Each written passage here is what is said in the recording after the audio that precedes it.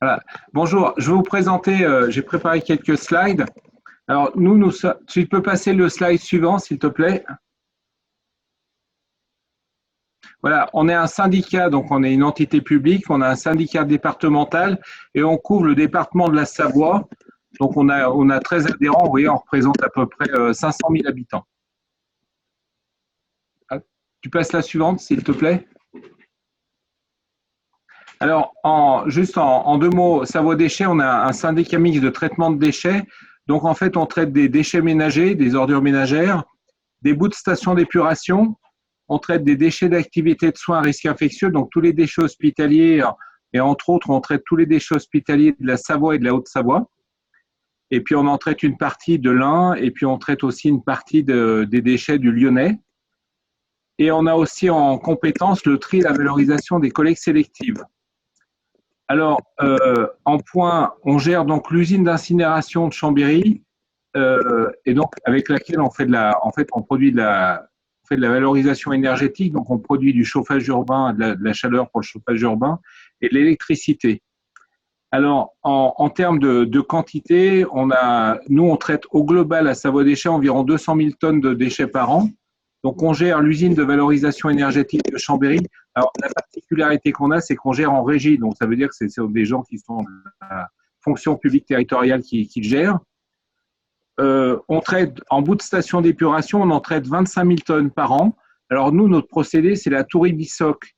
Alors, en fait, on projette, vous devez connaître, mais on projette les boues. Alors, c'est des boues qui sont à 20% de cécité. Et puis, en viscosité, on est à peu près à 35 000 centipoiseuil. Et on les pulvérise à contresens des fumées. Donc, voilà, la partie organique brûle et puis disparaît. Puis la partie minérale se retrouve dans les réfiums. Il y a ça. Et après, on gère aussi deux centres de tri, pareil, en régie, donc on traite à peu près 40 000 tonnes de collecte sélective. Au global, notre syndicat, c'est à peu près 25 millions de budget annuel. On a 90 agents donc, qui font tourner les sites et on a en plus sur les lignes de tri, on a 50 agents en insertion qui trient les collectes sélectives. Tu peux passer le slide suivant, s'il te plaît. Alors, alors déjà, je vais vous faire un point sur nos activités. Sur l'incinération, alors nous, on rappelle toujours que c'est un maillon de la chaîne de traitement, mais c'est comme pour une plateforme de compostage. Notre fonctionnement, il est conditionné à la livraison des déchets, à l'évacuation des sous-produits et puis à l'approvisionnement des consommables. Alors, par exemple, je vais vous en donner un cas. Là, on a eu des soucis parce que toutes les aciéries ont fermé.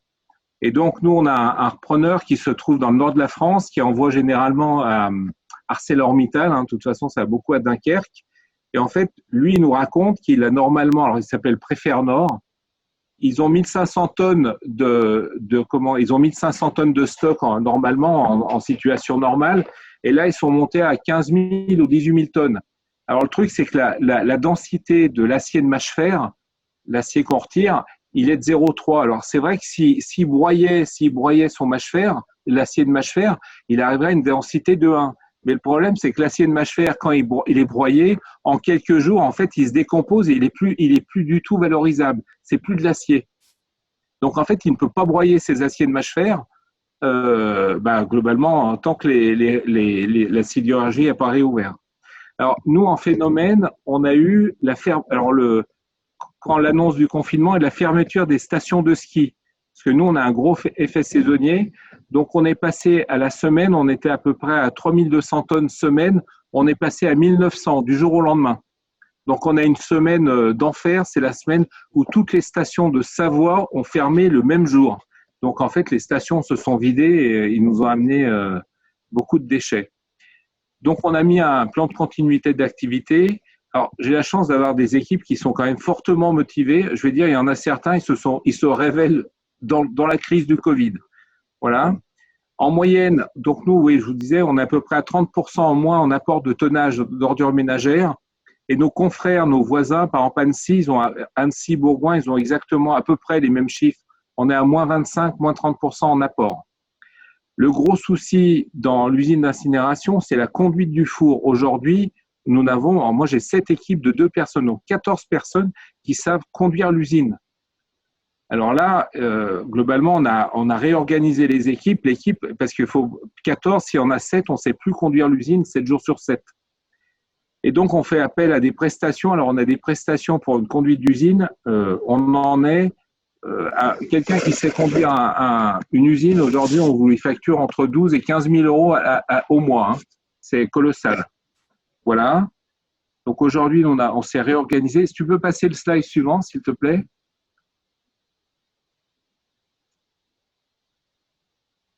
Voilà. Après, on a les centres de tri. Alors, les centres de tri, nous, on les a fermés dès l'annonce du confinement, on les a fermés parce que globalement, on a des centres qui sont pas très mécanisés, où les gens, globalement, mettent les mains dedans, dans les déchets pour trier. Et on a un problème de qualité du tri. Nous, on a des zones où il y a 40% de taux de refus. C'est-à-dire qu'il y a 40%, vous avez tous les masques, tous les mouchoirs qui sont dedans. Et donc, on a fermé les centres de tri et on a obtenu un arrêté préfectoral qui nous a été fait, qui nous autorise à incinérer et valoriser 100% des collectes sélectives. Donc, depuis le 17 mars, on incinère 100% de nos collectes sélectives. Alors après, l'objectif, bien sûr, c'est rouvrir, parce qu'aujourd'hui, alors, notre gros souci, c'est garantir la sécurité des agents, parce que vous avez toutes les règles. Alors, les règles, le problème, c'est qu'on a on a un risque que l'on ne maîtrise pas.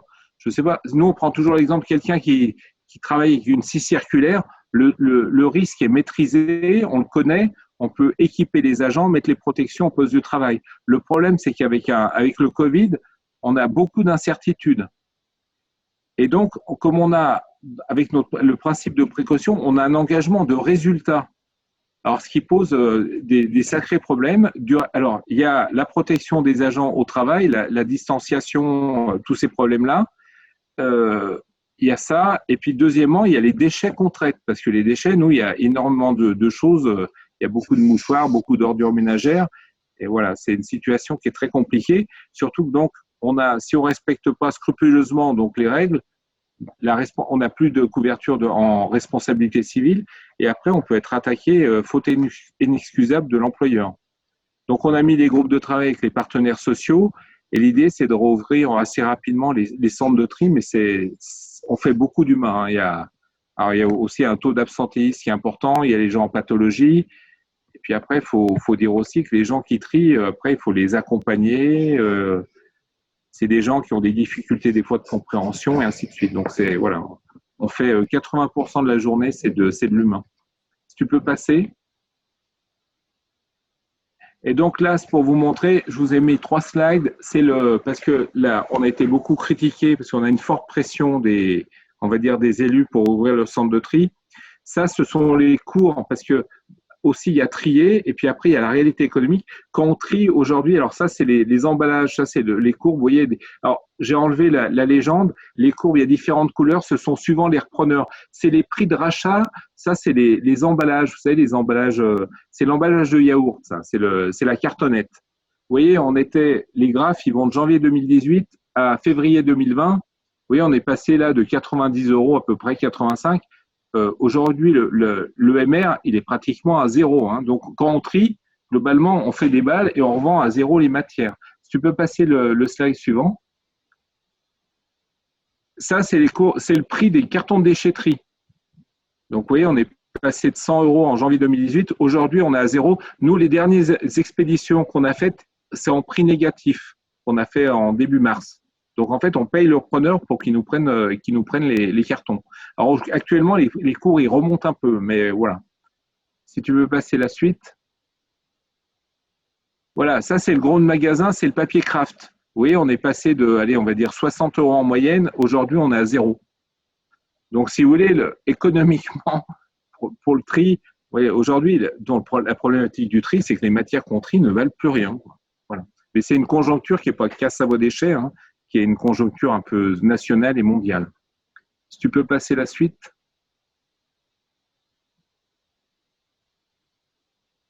Voilà. Et l'autre point sur lequel on travaille énormément, c'est le traitement des déchets hospitaliers. En Chine, ils ont constaté à Wuhan, ils ont constaté une augmentation, ils ont multiplié par 4 les quantités de déchets hospitaliers traités. Alors nous, par exemple, en fonctionnement normal, on fonctionne, vous voyez, en 5 jours sur 7. On traite à l'année 2800 tonnes de déchets hospitaliers. Donc, on fait toutes les cliniques et hôpitaux des 2 départements, principalement Savoie-Haute-Savoie. On tourne en 2-8 et on traite 55 tonnes par semaine. Donc, on a eu beaucoup d'appels. Entre autres, il y a même les ministères qui nous appellent parce que globalement, c'est de se préparer à des pics de traitement. Donc, en fait, on s'est préparé. On va passer en 2-8, 5 jours par semaine, et on s'est préparé à passer en 3-8, 7 jours sur 7, avec 2 agents par équipe au lieu d'un. Et ce qui va faire qu'on va pouvoir passer de 55 tonnes par semaine à 147 tonnes semaine. Parce que quand on nous appelle, les déchets hospitaliers doivent être traités dans les 48 heures, donc on se doit de répondre. Aujourd'hui, nous, on a des appels, par exemple, du Grand Est ou de la région parisienne pour prendre des déchets. Alors, c'est vrai que aujourd'hui, à Savoie Déchets, on a, en quantité de déchets, on a augmenté de 10%, 13%, mais ça dépend les jours, ça dépend les semaines. Il y a des semaines où vous en traitez 25% en plus. En moyenne, on est à 10% en plus, mais par contre, en volume, on est à 25% parce qu'on traite beaucoup de déchets, vous savez, les masques, les blouses, ça foisonne beaucoup. Et en fait, on traite des bacs qui en moyenne font 50 kilos. Aujourd'hui, on traite des bacs qui doivent faire, qui pèsent nettement moins. Et concernant les bouts de station d'épuration, on a pas énormément, mais on a une demande par jour de personnes qui veulent nous amener des bouts de station d'épuration parce qu'ils ne peuvent plus les épandre. Voilà. Ça, alors après, on ne peut pas prendre toutes les boues parce que nous, les boues, elles doivent être à 20% de cécité. Voilà, ça, on est assez sollicité sur ce point-là. Voilà. Mais le gros problème, nous, auquel on doit faire face, c'est la gestion humaine. Parce que ça, c'est très compliqué quand vous avez 90 agents. Et puis, il y a les DASRI, c'est assez compliqué. Il faut recruter des gens qui vont travailler sur des lignes de traitement de DASRI. Ça doit être que pousser des bacs. Quand vous faites passer une annonce et vous demandez aux gens de postuler pour pousser des bacs où, globalement, dedans, il y a des déchets qui sont infectés par le Covid, vous n'avez pas trop de candidats. Voilà. C'est bon ?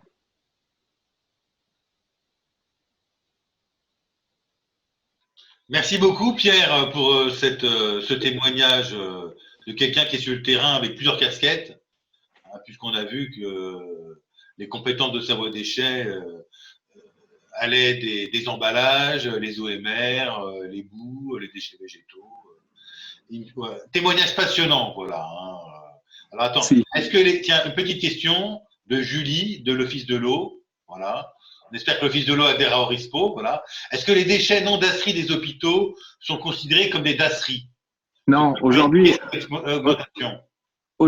les hôpitaux. Alors, le problème, c'est qu'on a les déchets de Covid, ils ont augmenté, mais ce qui s'est passé, c'est que toutes les prestations à l'hôpital, les consultations, ça a tout été arrêté. Donc, d'un côté, il y a eu une augmentation pour les déchets de Covid, puis de l'autre côté, toutes les consultations, elles ont été arrêtées. Voilà. Après, par exemple, il y a les dentistes qui ne pratiquent plus, il y a les kinés, il y a les ORL. Ça, chez nous, ça a tout été arrêté, comme partout en France. Par contre, les hôpitaux, ils ont 2 flux. Ils ont le flux DASRI, et puis après, ils ont le flux ordures ménagères. Alors, la différence, c'est le prix, parce qu'aujourd'hui, le prix moyen, on va dire, à la tonne de l'ordure ménagère, c'est 100 € tonne, 100, 110, non facture 110, c'est un prix moyen. Le déchet hospitalier, aujourd'hui, le prix, c'est 300 € tonne. Le déchet hospitalier n'est pas versé dans la fosse de déchets. En fait, on prend des bacs, on les vide dans une navette, et la navette va se vider dans la trémie du four. On ne mélange jamais de l'ordure ménagère et des déchets hospitaliers dans la fosse. Pourquoi ? C'est parce que le jour où il faut descendre dans la fosse, parce que ça nous arrive, s'il y a des déchets hospitaliers, on ne peut pas descendre. Pierre, il y a une question d'un autre Pierre que tu avais croisé en Italie, Pierre Godefroy, l'associé de Jean-François Chamou de Soutrico, qui demande pourquoi il y a eu des défections sur les équipes de conduite du four. C'est pas j'ai 14 personnes, j'ai pas eu de défection. Le problème, c'est que si on se dit, faut pas, parce qu'à 14, on tourne en 3-8, 7 jours sur 7. Hein. Le problème, c'est que je ne peux pas tourner avec 6 agents. Et donc, on a fait appel, on a pris 2 ou 3 renforts en se disant si vraiment il y en a qui chopent le Covid. Alors le problème c'est que voilà, on est bien, mais j'ai pas eu de défection. J'ai des agents qui sont non, qui sont au travail. Mais on a pris des renforts en se disant parce qu'il y a une telle crise au début, on s'est dit il faut qu'on assure. On a un service essentiel. Voilà, donc la décision a été on a pris 2 renforts pendant 3 mois qu'on va arrêter, mais voilà.